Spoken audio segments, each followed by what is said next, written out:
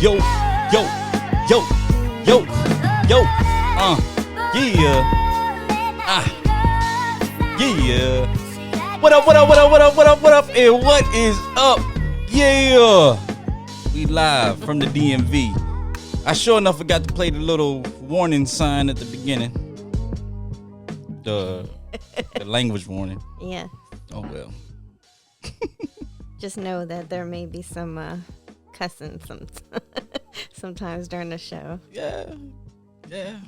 Miss Chris in the building. What's up, everybody? How you feeling, Chris? I'm feeling good. You always say the same thing every week. What's up, everybody? What's up, everybody? I'm feeling good. I know who we're going to get something out of today. Robert. Nope. Huh? You ain't going to say that, Robert? Nope. What's up, everybody? See, he said the same thing. Robert. Why you not saying that, Robert? Long night last night. Trent, man, what's up? Huh? Trent couldn't make it, man. Trent lives in the heart of the nation's capital. And Trent, man, you know what, Trent, tell everybody what you see out there in DC, man. What are the things that you're seeing out there?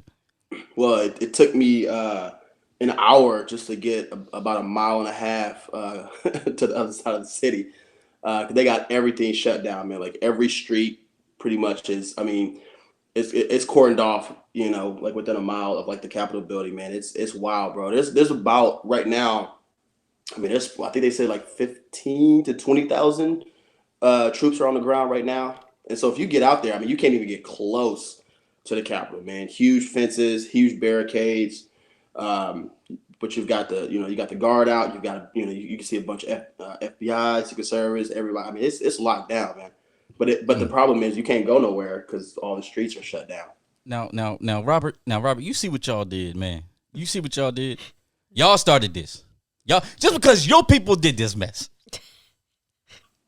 I guess it didn't mean anything in June when y'all were burning DC to the damn ground. But DC didn't get burnt to the ground. the hell it didn't. DC still They there. didn't start a fire in front of the White still House? There. DC is still there. Oh, okay. It didn't get burnt to the ground. You're right. Come on, man. Come on. It only matters when we do it. Sure does. Sure Well, does. That was a whole different situation, but we're not going to talk about that. Violence is violence. It's all wrong. I mean, I agree with you there. Anyway, gotta give it up to Robert. Anyway, look, hey, check out Virtuous Essence Candle Company. You can go to www.etsy.com/shop/Virtuous Essence. They have some very, very good candles. Dr. Regina Warren, actually a colleague of mine, got our PhDs together. She's very, very talented entrepreneur, black female. So, hey, we all talked about supporting black businesses, man. Make sure you all check out Virtuous Essence. The website's there at the bottom. Also, big shout out to Rock Bottom Music Group, man. Y'all know out there in Chesapeake, Virginia, man. It does all of our music and everything like that. Check them out. They actually got a Virginia's Got Talent event coming up Thursday, January 28th. I think with DJ J Rock down in Virginia Beach. So y'all, there go the information right there, man. Check it out, man. Masks are required. If you can't get to it, man, hit up Rock Bottom on Instagram and check them out. Hey, another happy Founders Day celebration to Rob and my sorority sisters, the Zeta Phi Beta Sorority Incorporated, celebrating 101 years. 101. Congratulations to them. Big shout out to them. So, if there's any Zetas out there watching, man, blue fire to y'all. All right, look, man. You know, on the bottom of the Facebook comments, man, I said that you could sow a seed in the eyes. There you go. You can sow us a seed right now. We only asking for $1. $1 per episode can go a long way. You can hit us up on Cash App, the $ the show 20. Anyway, yo, we got a lot of stuff to cover, man. Y'all know, man. Hey, Tony Big Tony's in the house, man. Tony from Charlotte, North Carolina, a big rapper out there, man. He's going to be coming on, man. So make sure y'all tune in a little bit later on, man. Tony 7. That's what he goes by. Tony 7, man. Got a lot of albums and dropping and everything like that. We're going to talk to him about some of the stuff. And then we're going to talk to him about, the HBCU, the power of HBCU, because he actually went to a HBCU, unlike everybody else on this panel. So I used to work at one. that's a low blow to every one of us. Anyway, look, man. We can't win, can we? You got the Ivy League, which is Harvard, Yale, UPenn. Then you got HBCU, which is up there, and then us. What are you talking about? He said us. Us. What is us? What's us, bro? Well, Not Ivy League and yeah, not it ain't Ivy League and it ain't HBCU. It's everybody else. So what is? Yo, y'all know what time it is, man. It's Around the Horn with Miss Chris.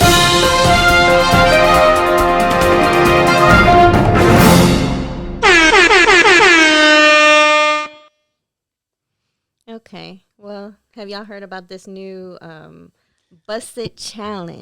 Bust it wide. No, that's not it. That's not it. How it go? I don't even know. What they be doing? I know there's a I seen the video somewhere. That's Yeah, with her well, on it. That's what happened. I guess Crystal it went. was in it. Yeah, Crystal No, was I in it. was. Your Don't video's even- out here somewhere. Don't even put me We gon- in gonna this. find it. I did not do the Bust It challenge. I may look like a spring chicken, but my knees say otherwise. You a spring chicken, Crystal? No, I ain't. She's a spring cougar. Oh, Yeah, I'm a spring cougar. baby cougar. Baby cougar. You did put that business out there though. I did. But yeah, I don't think I will attempt this Bust It challenge. I guess it. You ain't got to go. You ain't got to drop all the way down to your I knees. ain't doing though. this. No. You ain't got to drop it. Look at grandma. I will probably fall flat on my face. I mean, I used to be able to do stuff like that. Don't get me wrong. I might still got it, but I don't know if I'll test my skills right now. That's what I just did it before the show started. You want to give a demonstration, Trent? No. Yeah.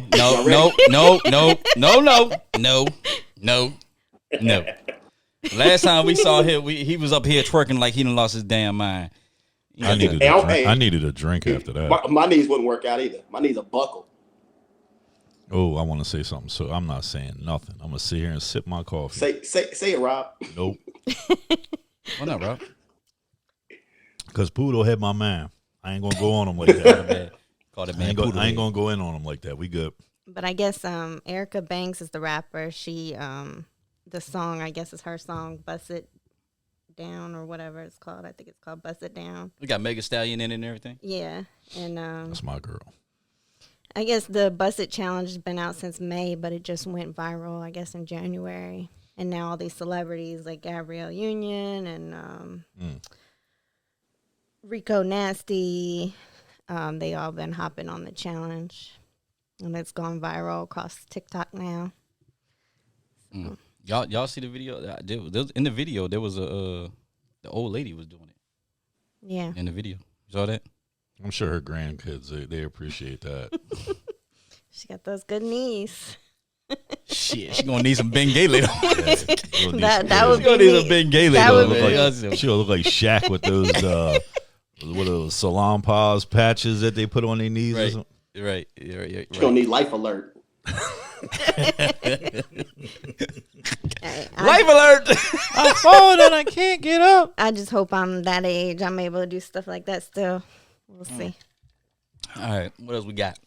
So I guess Monday night, the Alabama Crimson Tide won the national college football national championship game against the Ohio Buckeyes. This is their sixth win in the last 12 years under Coach Nick Saban. Saban, I think. Mm-hmm. That's how you say it. Mm-hmm. Yeah. Yeah. So. You a Crimson Tide fan? Man, you see this damn jacket I got on? It It says Ole Miss. Crimson Tide underneath of it or something? No. Am I missing something? Ole Miss. No, I'm not an Alabama Crimson. Oh, okay. We're in the same conference, bro. Yeah. No, sir. Okay. No, sir. I'm more of I don't really watch college football, but if I had to pick a team, I'd probably go with USC. Yeah, I'm not a big college football fan, but I guess they won the game 52-24. Yep, and some of the star players, Devontae Smith, Najee Harris, and Mac Jones. I think this was Smith's last game. That was a Heisman winner. You know where you're going. Where? Hopefully, Philly. Philly. They've been talking about him because we got the 6th pick. So we're hoping that he's still on the board. What you say? We, the organization, the city. Oh, okay. it's bigger. It's bigger than just Midnight Green. You know, I mean, it's the whole city. We just lost our head coach. That'd be a big pickup. That'd be a big pickup for y'all. If we could get him. Yeah, because dude went to work, man. He went to work Monday, dude. Like 3 Ohio touchdowns or something. Huh? Yeah, I think he had 3. Yeah, 3 touchdowns and 200 yards. I don't know, something like that. Well, he went out with a bang his last game for the Crimson Tide. So. All right, next topic we got is Bitcoin. Yay, Bitcoin! All right.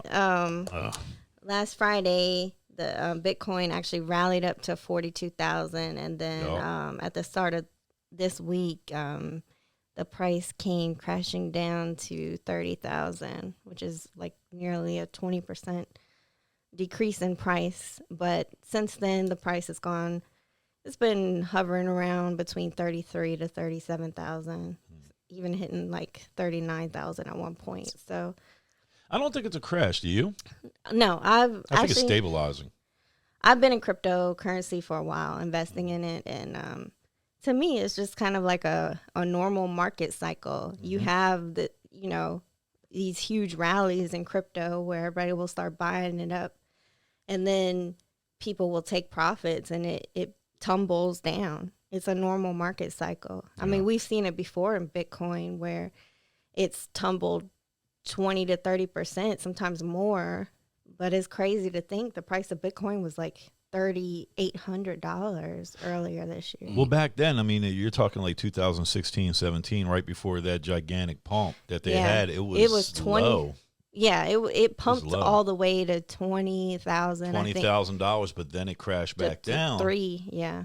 And then it hovered there for what? Maybe it crept up a little bit to like 7,000. Yeah. And then it took off. Yeah. And then that's where it is now. Well, now we're kind of seeing a bull market cycle with crypto where everything is kind of increasing in price. I mean, of course, you have people that say, oh, it's going to crash down. It's just going to stabilize. That's all. Yeah. It's like a regular stock. Yeah, we'll see what happens. I mean, Ron's got all the money in the world, so I don't know nothing about dough like you do. had these people come to my house, bro. I'm sitting right to your house, right there on the island. Be like, yo, come down my place. You better bring a canoe with you. Yep, because I am isolated. All right, and so the last thing we got to talk about, Abby Phillips, CNN. Who? CNN correspondent Abby Phillips. She's actually getting her own show. Who's that? Abby Phillips. Are you saying that to be funny, though? What are you saying? I mean, is it Abby Phillips? Who's that? Abby Phillips. That's not Rachel Maddow, right? No. It's not Wolf Blitzer. No, bro. We say who it is. It's Abby Phillip or Phillips? Is it Philip?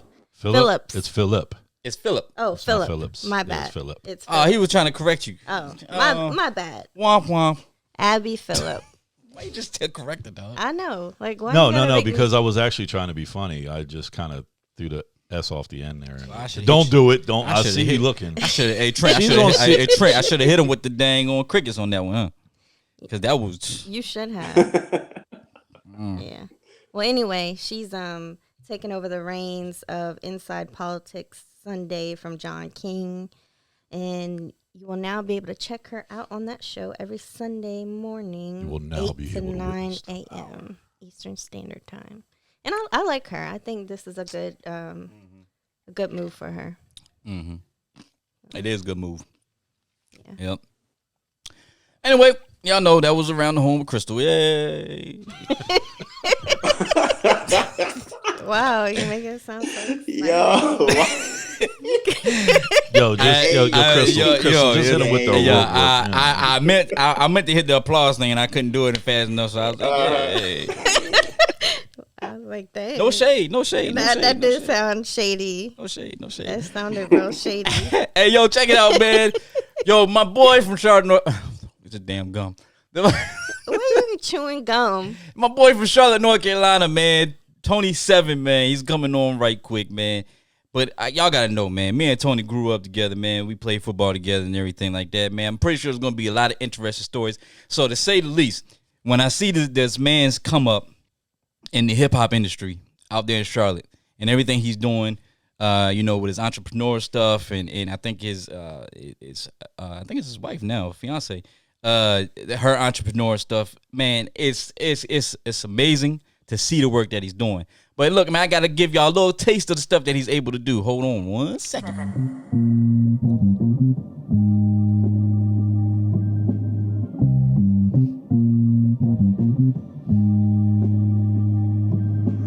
Tony.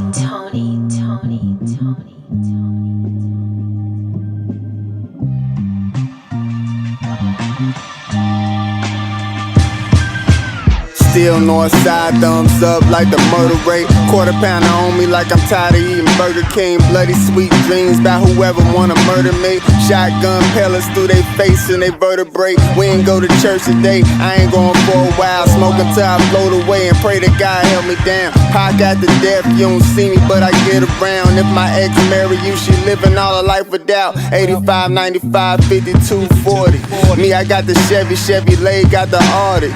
Lil bro, the white is a Sugar Springs party. My out-of-town crew still Stuzo. Drew Nagoose back to the Queen, where they grew up walking black and green saggy jeans. All my homies dreaded like a Nazarene. Chili Moose the Chicken King, Shoney's to the chicken box. Daycare Hidden Valley where I caught the chicken pox.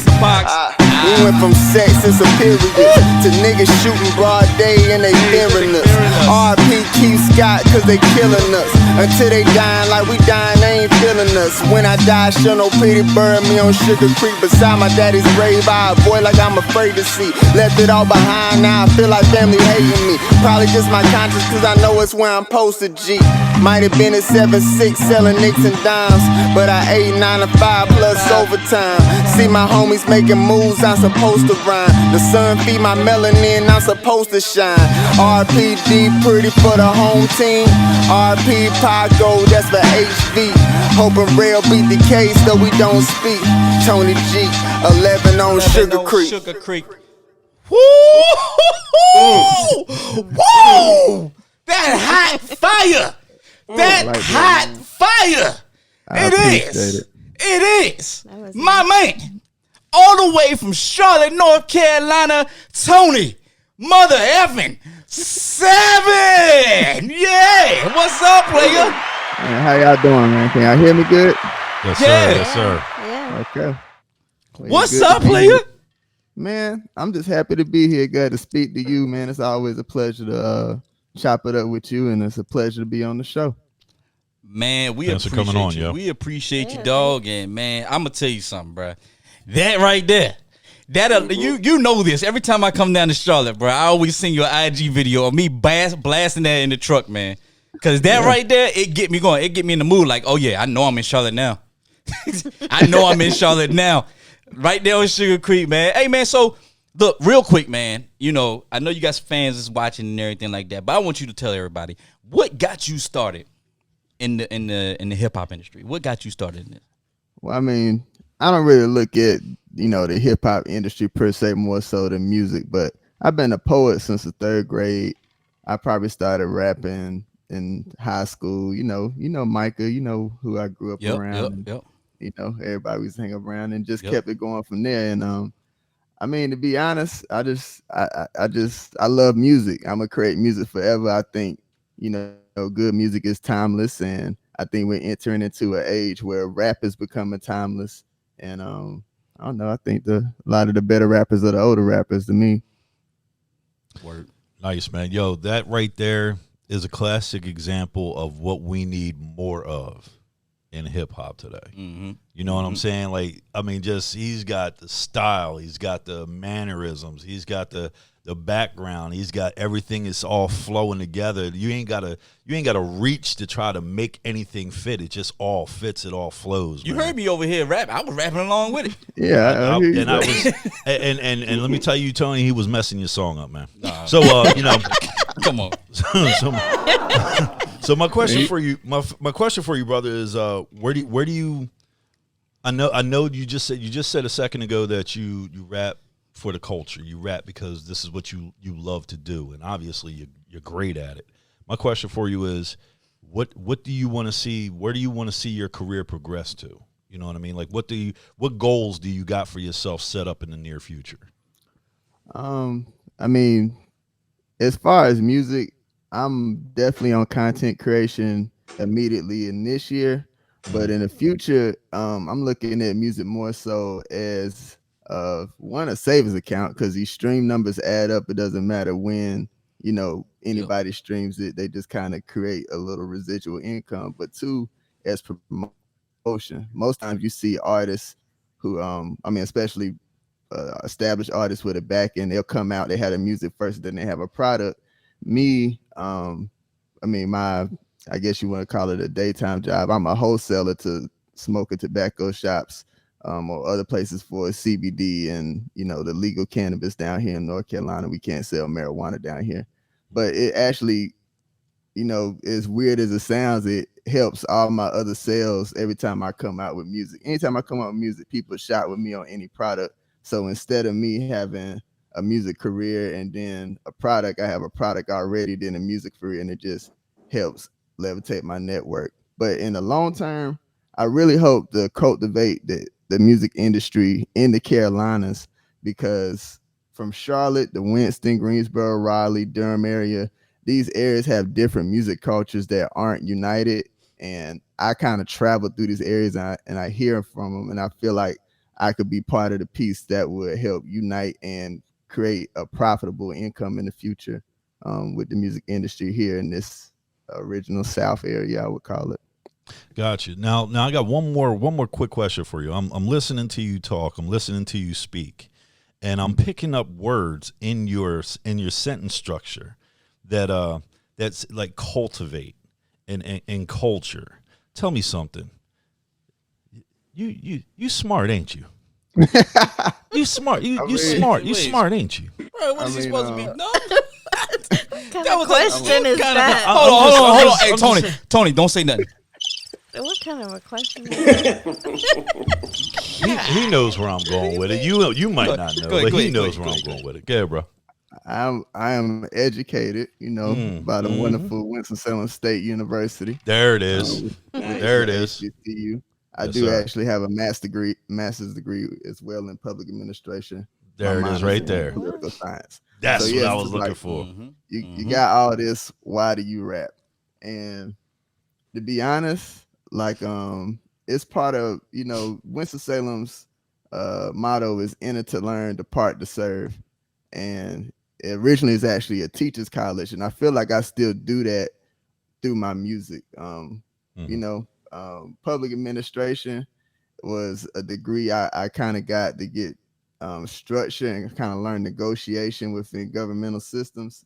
And I actually utilized my degree in music. So I feel like I can create something that hasn't been created with music, instead of like this.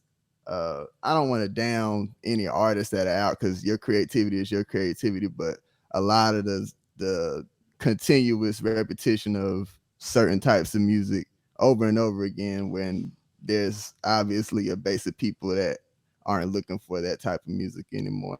So I think we kind of get content driven and obsessed with numbers instead of looking at the actual content and what it's actually doing for the culture. Got you. Thank Yeah, you. that's what's up, Tony. Hey, Tony, this is Trent, man, and kind of piggybacking on that, because I was going to ask, listening to the lyrics, right? It sounds like you talk a lot of like empowerment, especially like in the community and the culture and stuff like that. From your perspective, how important is it for yourself and for other artists to have that empowerment for the Black community, whatever, and how far do you think it, you guys can take it when it comes to actually empowering, Black people, the culture, etc. I mean, it's all about music is all about, people receive your message on a certain frequency. So the more people that you have delivering a positive message or encourative message or just good vibrations in general, some people receive things different way, but I can only put out my energy to attract the people that will listen to me. So I just think it's good for you people to love what they're doing. If you have a love for music and you have a love for putting out good energy, or putting out just real energy. Sometimes we think good is being nice, but good is really being actual and realistic about what you're going through. And you know, as long as we're doing that, I think we're in a positive swing, or that you have people doing it. Because just because it's not the popular thing and everybody's not looking at it doesn't mean that you're not touching some people. I might do this podcast today, and it might be 3 people that listen to me, but I might have a profound effect on their life with my words, and I'm more grateful for that than any financial contribution. That's what's up, man. Nice. So Tony, thanks for coming on the show. Really good stuff listening to your music. I'm really a fan. I wanted to ask you, it sounds like you want to control your own content, from the way you're talking about streaming and everything else. Is that your plan to be independent, or, are you looking to get signed later in the future? And also, are there any artists that inspire you, or in that you're looking to work with later on down the line? Well, let's see. As far as like I don't plan on signing anybody, to be honest with you. I don't think I've ever planned on signing. If I were to sign, it would have to be a situation that would be a beneficial essential to a lot of artists around me. And as far as inspiration, I think I gravitate a lot of inspiration from local artists and people that I see. I can reach higher and look into the industry, but I actually listen to more people from in the Carolinas, or people that I just actually know. So artists like Sadat V just dropped a project. 8 Ball Kane, definitely, who Oh yeah, eight helped ball. produce the majority of my project. He changed his name to 808 Kane. But he's dope. My brother John Grammer. Big Um, John. yeah, you know what I'm saying? My Yeah. fiance, Crystal Noir, when she decides to bless the booth, is always amazing. I really draw inspiration from the people around me, and that I actually see. Good Money in Durham. I can really name a host of people. I'm sure I'm leaving out. Judah Boy, that's Micah. Alien 704, that's Micah. He's Yes, probably sir. one of the main reasons I actually rap instead of do poetry. Mason Parker, probably the one person that made me kind of incorporate a lot more poetry into my raps than I did originally.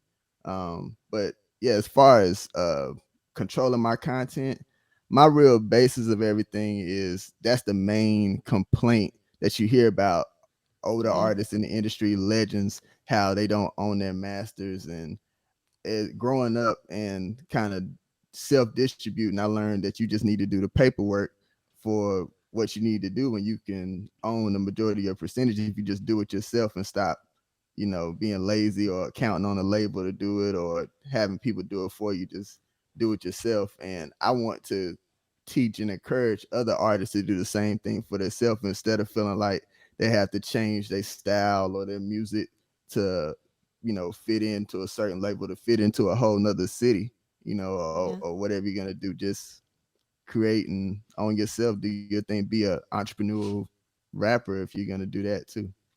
Well, that's definitely dope. That's dope that you're helping other rappers out there own their own content as well. Yo, so real talk. Speaking of, you talked about your blessing, your fiance blessing the studio and everything like that, man. Mm-hmm. You got a video, you got a song out. It's called Cabaret, Yes. right? A lot of people don't. A lot of people don't. They if they don't listen to you, man, they don't know that you versatile with it. You know what I'm saying? You versatile with it. And I wanna play a little snippet of it. You know what I'm saying? I want you to give the people a background on it and let them know what inspires you to write this song and everything like that. Okay, hold on one second.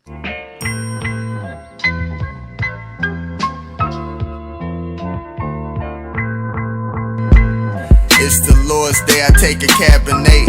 I ain't really know how else to get it, so I had to pray. Glad to say I'ma live life till I pass away. Thank God for having grace, I could've died Saturday. Work, faith, grind, break, rest, sleep, meditate. Need a clear vision just so I can see the brighter days. Highway, smoking before I drive 85, then I fly away. Inside, outer space, this is not a phase. Music from my Carolina soul, it's a lot to say. Charlotte born and raised. Will I be black Illuminati or the black Boulay? 100% pure juice, never concentrate. All right, so yeah, so my apologies, man. I said cabaret. It's Cabernet. Yeah. My bad. Yeah, you know, I got no, I gotta say that because I got Rob over here, who was like, "Yo, you know you fucked up, right? That's not cat. That's not." Yeah. he was like, "Yo, it's not cabaret, it's Cabernet." I was like, "Oh, did I say that?" It's a wine. Man, Ryan, you know you got all the passes with me, man. Yeah, I appreciate that, man. I appreciate that. They don't know. So, yo, man, tell everybody what inspired you to write this joint right here. Cabernet was actually inspired by my fiance and actually how I was living at that particular time. It's actually not that old of a song, but the video came out later. But the second verse actually goes specifically into talking about her, and that's kind of why I did the video that way. Or Nove was actually the one who did the video. He has Young World. But so if actually at the beginning of the video, if you notice, we kind of centralized, it's some soap on the counter.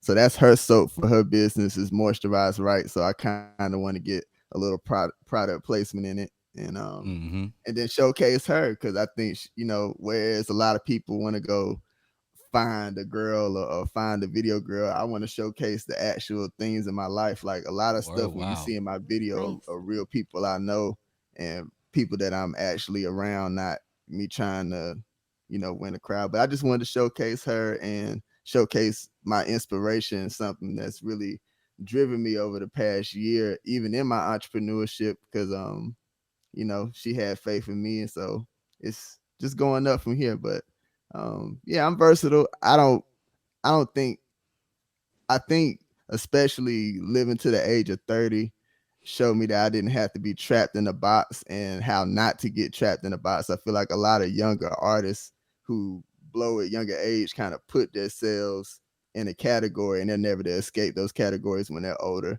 So I think I've attained a lot of wisdom to be able to do a song and step away from it and do something else and really make music that's present in the emotion of what I'm feeling at the time. Well, you know, a lot of people don't know this, but you a couple years ago, and Trent knows this, but about 3 or 4 years ago when I ran for office out here, I called you up, man, desperate need. I was like, yo, I got a real chance of winning this thing. And you was like, man, what you need? I was like, yo, I need you to do me a campaign intro song. And you was like, man, say less. You remember that? Yeah.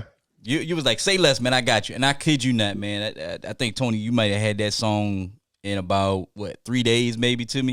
And it was like, yo, man, let me know what you think. And I was like, yo, it was bad. I was trying to find it in my inbox. I couldn't find it, but it's probably on my other computer, which is down here on the floor, plugged into the TV. But I got to get it, man, and I will let y'all listen to it. And I'm going to tell you something. The fact that he came out in 3 days and put together a campaign intro song, man, that was dope. And everybody on the campaign trail loved it. And I don't know if I ever told you this, you know, face to face, but man, let me tell you something. I really do appreciate you for what you did for me in that time of need, bro. Yeah, that's nice. Man, I'm glad I could be a part of it. I mean, if anybody deserves to win something, you know what I'm saying, it's another Taurus. There you go, baby. So. There you go. Hey, look, man, we're gonna go to a quick commercial break, but Tony, I want you to stay on, man, because I want to bring you in to our main topic. dealing with HBCUs. We'll be right back at this quick commercial break. Hey, Tony, man, all those beats you hear, man, it's from Rock Bottom Music Group out at Chesapeake, Virginia. They sound pretty good. I need to get you in contact with him, man, because I think y'all can do some good stuff together, man. So after the show, trust and believe, hit me up and I'll give you his information and everything like that. So look, the main topic today that we're going to talk about is the power of HBCUs. So as many as you all know, the soon-to-be first female vice president of the United States, Kamala Harris, she went to Howard University. My man that won the Georgia Senate race, what's his name? Anybody know? I forgot. Raphael Warnock. Raphael Warnock. Yeah, Raphael Warnock went to Morehouse. Raphael. Yeah, Raphael, same difference. he went to Morehouse. All right. You got a lot of other prominent individuals that went to different HBCUs. I got family members that went to HBCUs. Dr. Regina Warren, when I told you about the candle company earlier, she went to HBCU. She went to FAMU, graduated. You know, all these people went to different HBCUs and doing great for themselves. And I think the question that we have to ask ourselves is, you know, at what time do we go ahead and start showing some recognition to the power of HBCUs? And Tony, being a Winston-Salem State Ram graduate, I want you to just tell everybody, you know, the power of HBCUs. You started touching on a little bit earlier, and I'm glad you did. And I want you to, dive down a little bit more into the power of HBCUs for you. And the HBCUs give you an experience that I'm just sure you're not going to get at the majority colleges. I don't know how else to say it. It was intimate enough for me, for people to actually, like for instance, my advisor was Dr. Larry Little. Dr. Larry Little was a Black Panther in the Winston-Salem area, and he after he was incarcerated during the Black Panther movement, after he was freed, he started taking up like law to defend Black people in unfortunate court situations. One of his most famous cases is Darrell Hunt. We butted heads a lot while we was in school, but just having that relationship, or even that back and forth with someone with so much like real Black history, like as much as we reach back for certain pieces of history, actually having an interaction with people who are active in certain movements, even Sankofa, just certain organizations. I can see Sankofa on the majority campus, but just certain organizations that are a little bit more active and more informative.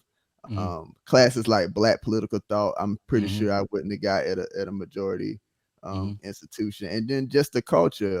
My father went to Winston-Salem State University. My mother went to Livingstone. My brother went to Livingstone.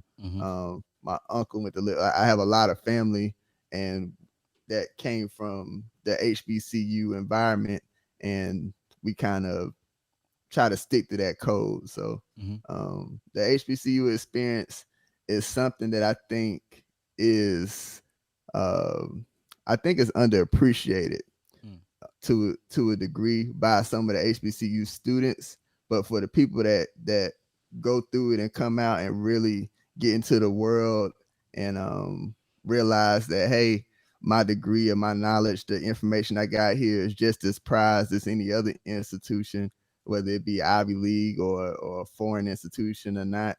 You need to really take hold of that to understand that we have the power to create these knowledge bases as well. So I mean, I love Winston. Solid points. And like I said, I think all of us went to PWIs, and I could tell you right now, I had to go to Jackson State. I had to go down to Mississippi Valley. I had to go up to Tennessee State to get that experience from Black colleges. And I tell you right now, it like Tony said, it is an experience that like no other. You know what I'm saying? You would not get. And when I look at all these different people in power right now, right, or getting ready to go into power, and I'm like, they always said that you shouldn't go to a HBCU because you won't get anything out of it. You won't be able to get ahead in life. My dad went to Elizabeth City State University. I remember he told me a story about how when he applied for his first job, the hiring manager asked him exactly where did he get his degree from. He said Elizabeth City State University. The guy said, "Where is that? That sounds like a fake college." That was the kind of stuff that was happening back then. But now more and more people are starting to get more attuned to these different HBCUs. Yeah.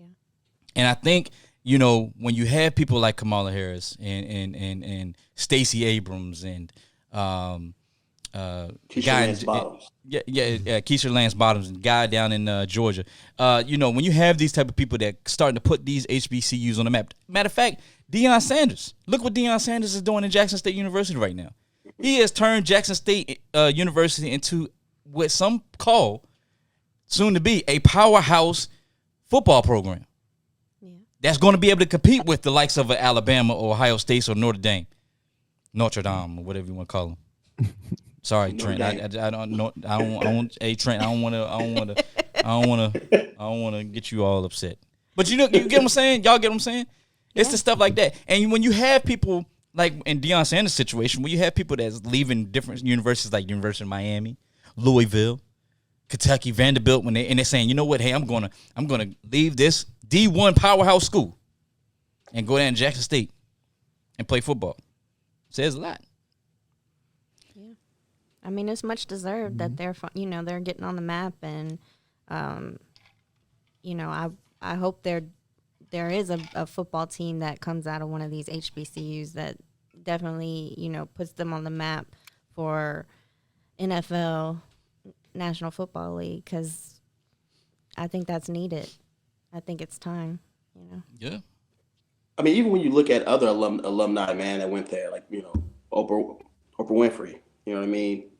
Where'd she go? Obviously, MLK Jr. and, W.E. Du Bois, like all these people, Michael Strahan, right? You start looking, you're like, man, I started actually researching a bunch of like the alumni, and I was shocked. I didn't even know, how many people that I, was aware of, actually went to HBCUs, and that was just my ignorance, but it's very interesting, man. How do you consider that ignorance, Trent? What? Is it your job to know where everybody goes to school?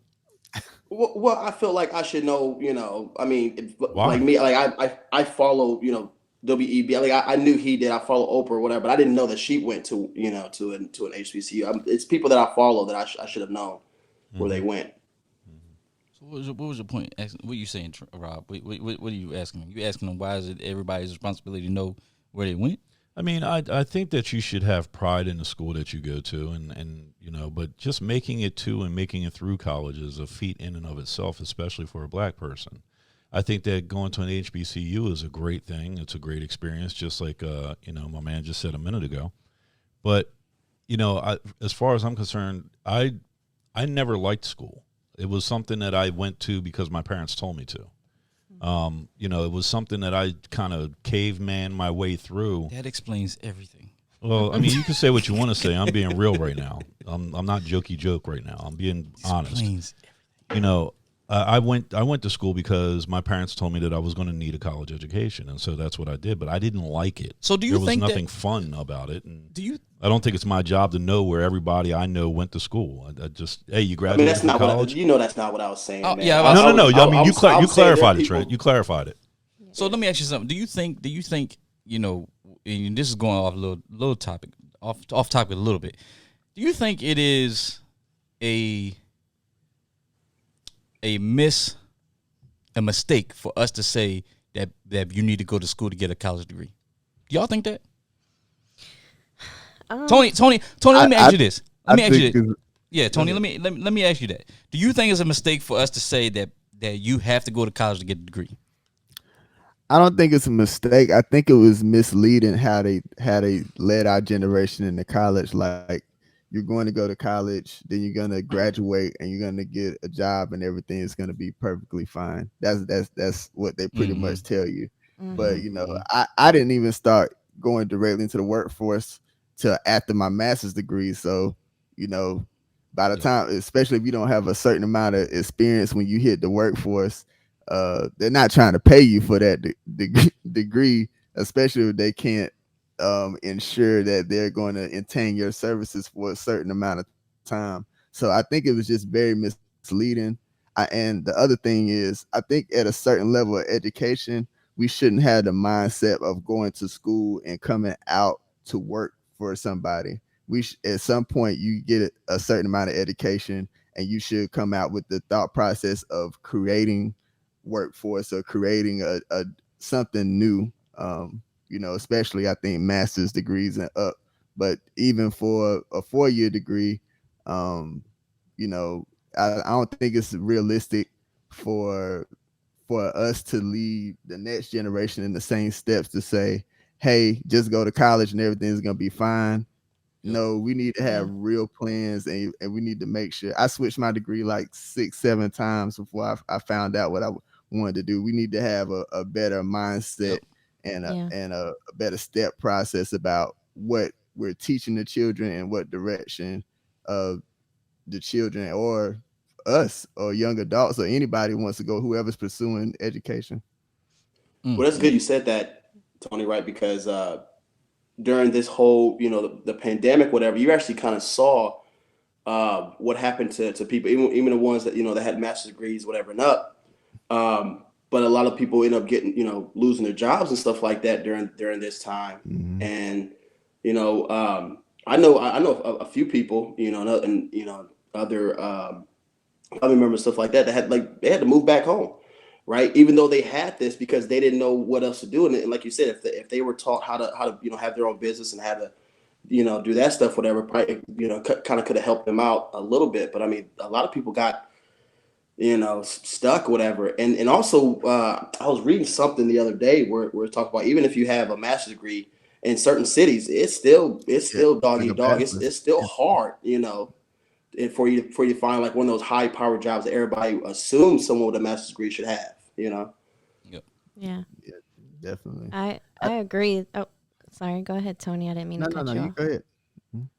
No, I just agree with y'all that I don't think that college is a bad thing per se. I think it definitely can help a lot of people get opportunities, but to pressure people to go to college if they don't want to go, I don't think that's the right thing. Because some people, like, they don't do well in college. They don't like it, and they could be out there, learning a trade or doing something else, getting in business that may make them more successful versus college. Yeah. Even to that point, I think before the college process in high school, we need to do better about making sure people just know how to survive in life. Like, I say a lot of people went to college and didn't know how to pay bills, didn't know how to run credit. You know what I'm saying? These type of things didn't know how to file their taxes. Financial literacy is very important. That was more important to me and to be honest, I kind of feel the same way as not that I don't regret my college experience at all, but going back at it, I almost wish that I went to like a community college first, and then went into because I just threw myself out there to the world and just went for whatever I was gonna go for. But yeah, just the mental preparedness of the youth and finances, because at the end of the day, you're going to college to try to get more money or try to get a better lifestyle or better school, or you want to be financially better by the time you come out of college. But it don't matter what you learn if you're not financially literate by the time you get out of college, it's not going to benefit you. Yeah, very true. That's good. But yeah, my first 2 years was at a JUCO, and that's where I got caught up in a whole bunch of stuff, because they hit you with credit card. They're like, get this credit card, do all this. And if I didn't know, if my if other people around me weren't telling me, I saw a bunch of friends, man. They first year, they get hit with $10,000 dollar credit card debt, man. Like within the first year of starting college, man, because that's how they get you. And if you don't know, you ain't got people around you, man. You get yourself in a hole real fast. Yeah. Well, hey Tony, man, I hate to cut this interview short, man, but it's always a pleasure, man. I'm gonna tell you like this, man. You definitely got to come back on here. Probably later on in the year, man, because I know you're gonna have some new work dropping soon and everything like that. Man, tell everybody how they can reach you, man, and where they can catch your latest drop of work. Okay, well, my latest drop is Tony G by Tony 7, which Tony 7, the 7 is really a G, but but Tony 7, Tony G is on all platforms. You can go to life.com. I spell life with a 7, so it's 7ife.com. I'm on Instagram and most platforms is at God Life. YouTube is Life LLC. Just check me out. If you get to the website, all my links will be there. And if you know me personally, just hit me up. I'm a very personable person. I'll respond to you. It's no big deal. Man, we appreciate you there, Mr. Tony 7. Yeah. Man, shout out to you, man. God bless you, man. Hope that you have a great, successful career. And we'll look forward to having you back on, man. Absolutely. Yeah. Looking definitely. forward to it. Y'all have a blessed one. All right, man. Appreciate it. Hey, y'all know what time it is, man. We got to wrap it up with Wow of the Week and Confession.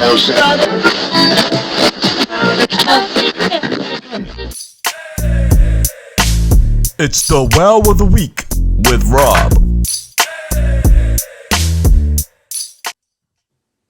Okay, so here we've got something positive to look forward to. We've got a video here where a mother is basically looking over her son's shoulder as he opens up his bar exam results. So here is April Daniels. She's looking over her son's shoulder as he's opening up. And this is it. Hallelujah, Father God, in the name of Jesus. Thank you, Lord. Bless your mighty name. Yeah, that's awesome. Jesus. That's awesome. So Oh, glory be to God. Omar Rambert is her son. She's still talking, man. Let her talk. Praise Jesus. Go ahead, man. So Omar Rambert is her son. It's now Esquire. He passed the bar, and she. If you think you've seen her before, you probably have. She's on the Tamar and her husband. I forgot what his name is. But they have a show that she's on regularly, and she's a regular TV personality. And so there's something positive, coming out. Her son passed the bar exam. That was beautiful. That's on online with what we talking about just now. Yeah. This man passed the bar exam. I'm pretty sure he had to go through a lot of years of school. And I think her husband just passed away last year. Oh, yeah. I think her husband, his father passed away last year. And it means a lot. Anybody who had lost a parent like I did, relatively young, you know that the successes in life that you experience and you look forward to sharing with both of your parents, when you're not able to do so, it means a lot more. Yeah. You know what I'm saying? And you can hear it in her tone. You know what I'm saying? And I know someone that tried 2 or 3 times to pass the bar exam and couldn't. So passing the bar exam is not an easy feat. I can imagine it's not. I can definitely imagine that. I mean, I took in my field we have CISP. That's probably not even close to passing the bar, but I remember I studied for a year for that test and I failed it the first time, passed it the second, and I couldn't imagine taking the bar. I know a guy that actually got his PE, his professional engineering license. Yeah. And literally the guy didn't study for it, nothing. He just signed up for it. Yeah. As soon as he got his undergrad degree in mechanical engineering, as soon as he graduated, he just went right down, took the test, and passed it. Yeah. And I was just like, "You got to be kidding me!" He was like, "No, I'm not lying, man." Yeah, that's You got to study for that stuff, man. It's not easy. Well, that's when I was talking about being able to share those experiences with both family members, both parents. Like when I defended my dissertation a couple years ago, to get my PhD. I ain't really had nobody to call. You know what I'm saying? Call my mom, said, hey, hey, did it. Yeah. But everybody knows me. I'm very funny acting sometimes. Shut up. No, I'm very weird when it comes to emotions. Y'all know me. Funny looking. We ain't got no emotion. Yeah, Trent, say it again. Forget both of y'all. Anyway. No, but that's beautiful that her son. What's beautiful? Did they call me ugly? No, that her son. We was talking about the wow wow of the week. Make sure you ain't calling me ugly. See, Trent? in the You world? see, Rob? You see what? You Yup. see how he is? Yo. y'all. All right, yo, real quick, man. Y'all know what time it is, man. It's but hey, yo, this confession letter. Whoo, boy. It's confession time with Trent B. All right, everybody. So, confession letter. This is like Ron said. This is very interesting. So, all right. So here we go. It says, "Hi, CBU folks. Last week, our democracy was under attack. For me, my marriage was under attack as well. I'm a white woman and happened to see my husband, who is also white, in the parade of terrorists marching and vandalizing our government buildings and creating fear amongst our lawmakers. The catch is he told me he was traveling on a work trip, but of course that was not the case. Upon his arrival, I notified him that I am filing for divorce some 11 years of marriage, now down the drain. I told him I cannot stand by and support someone in this house who stands for the level of hate and mistruths he apparently supports. After all, I never knew this was how he really felt. Am I going about this the right way?" Wow, that's deep. Mm-hmm. You want to go ahead, Rob, since this is yours? Nope, y'all go first. I mean, so, you know. Why you don't want to go first, Rob? Nah, go ahead. Y'all got it. Y'all go first. Why you don't want to go, bro? I need to formulate my response. So, I mean, I can see where she's coming from. Think she going too far?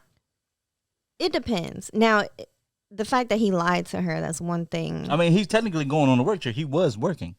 Well, that's not, that's technically not work. Also, you know, did she see him in the Capitol, like, you know, terrorizing, or was he just at the rally? Because those are two different things. From my understanding is she's not happy with the fact that he was there. He apparently lied to her about going on a work trip. And she doesn't agree with his views.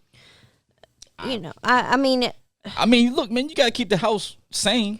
I get that, but I mean, people are not going to agree. And I know this sounds crazy coming from me because I'm definitely a Democrat. I don't agree with. You a Democrat? Tell us something you know. Well, I'm pretty sure everybody knows I'm a Democrat, and I'm pretty left wing, but I still have friends and family who I have not like cut off because they are Trump supporters and Republicans. I mean, I voiced my opinion to them, but you know, I can't hate or choose to disassociate with people just because they have a different opinion than me.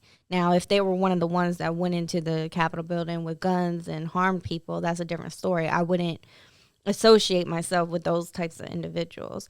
But if they're just, you know, under the mindset that, you know, Trump is a better president than, you know, Biden or whatever, you know, I'm not going to sit there and say, well, you can't be in my life. You know, although I don't agree with their opinions, that's not going to make me say, you know, well, I can't associate with you, because you need people that have different opinions than you around you. I mean, I believe that to be a well-rounded person, you can't just follow one group of, you know, people with their ideas similar than yours. So you're never going to grow as a person like that. Well, I don't know. Yeah, Sister Soldier got some issues over there. She need to work out. But I mean, that's hard in a marriage. I could see why it would be hard in a marriage to deal with the two, you know, opposing political opinions. Hey man, All right, so you want to hear my response? Go ahead. You want to throw 11 years of your marriage out the window because of somebody's political points, then you go right on ahead and do that.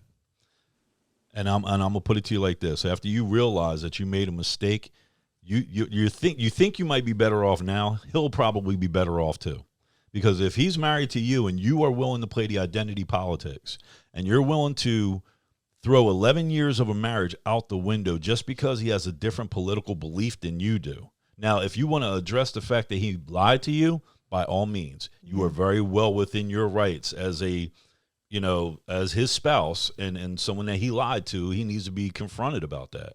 But everybody not. It's like being mad at somebody because they practice a different religion than you do. It doesn't make any damn sense, and that's the problem that we have in this country today. People are not willing to date you if you are a different political affiliation than them. They're not willing to associate with you if you're a different political affiliation. A certain thing is trying to keep, some kind of sanctity about yourself, some kind of peace about yourself. Some people don't want to deal with that. You know what I mean? Yeah, but after 11 years of marriage, it's quitting the That's job. hard that's to what I'm understand saying. how that didn't come up before. But that's what I'm saying. If you, Exactly. that's what I'm saying. Yeah, it didn't come up prior to, and she said odd. she just found out, and that maybe she's trying to keep the peace, and she knows that she doesn't want to deal with that. I can't knock her. She would do what she want to do. No, obviously, You know what I'm saying? But I mean- just like if you Kalita want to said keep the here, peace, try counseling first. You don't want to throw 11 years of your life out the window. But if in fact that doesn't work, then do what you got To me- do what you feel like you need to do. To me, it sounds But I like just think it's stupid. well, to me, it sounds like she might have saw him in the Capitol, and then that's Oh, a she saw different him in the story. Capitol, then She she need needs to to go make a ahead to phone the call to the FBI. FBI. If that, Call the FBI. and that may be the reason why. Yeah, I if mean, she did that, then yeah. But I mean, if he's just out there protesting around, there was a Philadelphia police detective that was outside, during the motel. Like since when does since when did exercising your First Amendment right become all of a sudden an internal affairs investigation? Like I'm not burning down the Capitol. I'm not touting guns or anything. I'm just outside holding a sign saying, you stole the election. Like. So what? You don't believe what I believe. I don't pray to the same God that you don't pray to. But that doesn't make us enemies. You don't pray. I thought you did, but so yeah. Then, all right, hey, lady, ma'am. What about Trent? Trent ain't. Yeah, what about Trent? Trent, you gonna say something on this? I mean, I agree. Look, I agree with all everything y'all saying. I mean, my understanding, same thing what you were saying, Crystal. Like, if this hasn't come up in one way or the other in 11 years, or didn't have any semblance of that this was, that this is how he felt in some way, or didn't know any one. I mean, look, the first thing people usually ask, at least on my, when I'm on a date, is political views. Like that always comes up at least within the first 1 to 4 dates, right? After 11 years, That's I mean, hard to you believe. had to have known something, whatever. And if you guys are having that conversation, Yeah, was the marriage even strong anyway? Right? If you're not even having conversations regarding, politics, and especially if you have children, right? Because you guys got to be on the same page in some way. I'm not talking about politics, but just in general, when it comes to how you're going to raise your kids, right? I'm not talking, again, I'm not talking about politics, right? But you don't want to be arguing about certain things, or don't know about certain things, or discuss it with each other around your kids and things like that. that's what I'm saying. If she didn't she probably didn't know at the time of this whole thing, and when she found that out, she was like, I know I'm not gonna be able to deal with this. But anyway, ma'am, like I said, do what you want to do. Yeah, And there is a difference between therapists. protesting and then the cast hour storm in the Capitol building. I would like to know more. Yeah. But I agree with him. Yeah, 100%. all right. So Trent, man, how can they reach you, man, if they want to contact you? Okay. they can reach me at Catfish. Yeah, the Trent B5. the Trent B5. Yeah, that's let me the tell you, one. it don't work. It doesn't work. Good luck It with works. that. Good luck with that. Crystal, how can they reach you? You can reach me at Miss Chris757, Facebook, Instagram, Twitter. Oh, and a couple shout outs I want to do real quick. One to Odessa Jones, who purchased some of our merchandise. She's a big supporter of the show. Appreciate you, Odessa. Shout out to Wow, thank you. Odessa. Thank you And very then much. also to our young intern over here working the camera, Christian Dior. Dior Tazwell. Sorry, Dior. Dior, man, appreciate you, man. How'd she mess up the name? Fantastic I don't job, know. homie. How'd she mess up the name? I don't know. Got bad Dior. Rob, how can they reach you? What is a horse face? Don't do it. What is a horse face? Don't do it. Horse faces with a Z. Horse faces with a Z. You can reach me on Instagram. You can reach me on Twitter with what are my donkey faces? With a Z. Yeah, all that good stuff, and I'll be around. I'd like to just call you jackass. Anyway, I love you, man. He been working on that for the last month, yo. Man, what? You He know, been working on I it. was Yeah, trying to he been figure out working on how it for the can I last get one. him, Yes, and I he did. said, I there did it is it. right there. Yeah, I did it. I did it. I finally did it. Hey, you can catch me on Instagram at DocRJ.5. You can catch me on Twitter at RJSpeaks100. I'm never there. You can follow us on Facebook at comfortable2uncomfortable.talk as you are watching the Facebook Live. And you can catch us on Instagram at comfortable2uncomfortable.talk. Make sure you go over to our YouTube channel. You'll see the full 2-part interview with Tony Seven. All you have to do is go to and search at Comfortable Being Uncomfortable, the podcast, one word. Make sure you go to our website, www.cbupodcast.com. Check out all of our content. Hey, big shout out to our sorority sisters of Zeta Phi Beta Sorority Incorporated, celebrating 101 years today on their Founders Day. Blue Phi to my brothers of Phi Beta Sigma Fraternity Incorporated as well. Hey, look, man, check it out, man. Y'all know we got the overtime segment coming up, man. So make sure you stay buckled in to those seats and tune in. We'll be right back.